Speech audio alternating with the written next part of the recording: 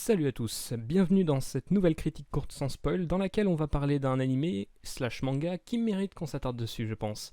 Sans trêve de bavardage, voici Air Gear.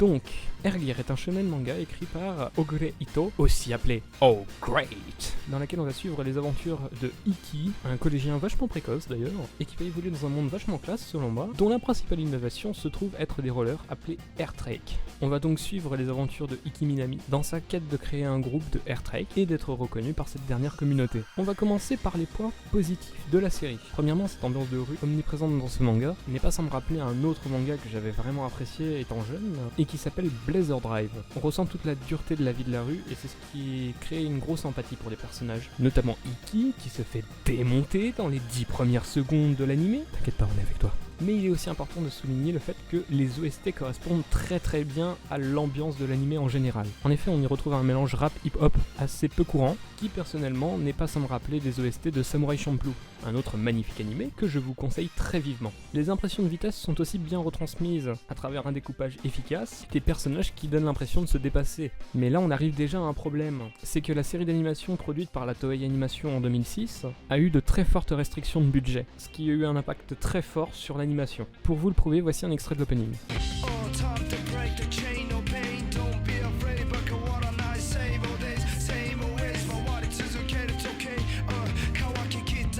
On peut y voir un fort contraste entre l'animation et la musique, qui est en toute somme géniale, et l'animation qui est, ce qu'elle est.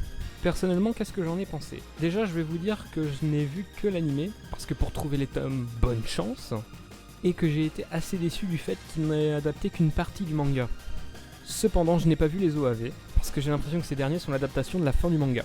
J'ai donc pas envie de me faire spoiler. Mais de ce que j'en ai vu, le potentiel est énorme. Et ayant trouvé le tome 1 de Air Gear, je peux vous dire que le manga est beaucoup plus logique que l'anime. En effet, vous vous rappelez que je vous ai dit il y a quelques minutes que pendant les 10 premières secondes, on voyait Iki se faire battre par un gang. Or, ce n'est pas le cas dans le manga, qui introduit plus en profondeur les personnages et crée des liens beaucoup plus forts entre eux. Je trouve aussi que le personnage de Iki est assez mal développé. En effet, on y retrouve un personnage qui ne sait pas trop quoi choisir et n'a donc pas d'objectif principal durant la majorité du manga. Et selon moi, couper l'anime à l'épisode 25, c'est un peu lui couper les ailes. En effet, on assiste dans l'épisode 24 à 25 au climax de l'anime. Climax qui n'aura absolument aucun dénouement. Le dernier épisode de l'anime étant paru le 27 septembre 2006. Du coup, pour ceux qui veulent une suite à l'anime, dommage. Malgré cela, si vous avez le courage de trouver les 37 volumes du manga, je pense que vous allez passer un plutôt bon moment. Vous passerez d'ailleurs aussi un bon moment si vous regardez l'anime. Vous verrez avec les problèmes d'animation, c'est hilarant. Air Gear est donc un animé tout à fait banal que l'on peut retrouver un petit peu partout dans le commerce, qui a cependant subi quelques problèmes lors de l'animation. En effet, les restrictions budgétaires ne lui ont pas permis d'aller au bout de ses ambitions. Et c'est bien dommage. Mais je ne vous en parlerai pas si cet animé ne m'avait pas marqué d'une manière ou d'une autre. Car, et là ne vous en faites pas, je vais pas vous spoiler, il y a un personnage qui vaut littéralement le coup à lui tout seul que l'on s'attarde sur ce manga. Et ce personnage se nomme Rindo Agito. Non seulement c'est le personnage le plus badassement épique de toute la galaxie, mais en plus il est beau, bordel de merde. Plus sérieusement, vous allez voir que le développement de ce personnage, c'est juste une pépite. J'ai littéralement surkiffé son arc narratif, et surtout vous allez voir que pour l'époque, il a une petite particularité, on va dire. Pour conclure, Air Gear est un animé avec énormément de potentiel. Mais est-ce qu'on peut dire que ce potentiel est gâché par une animation à l'huître? Pas vraiment.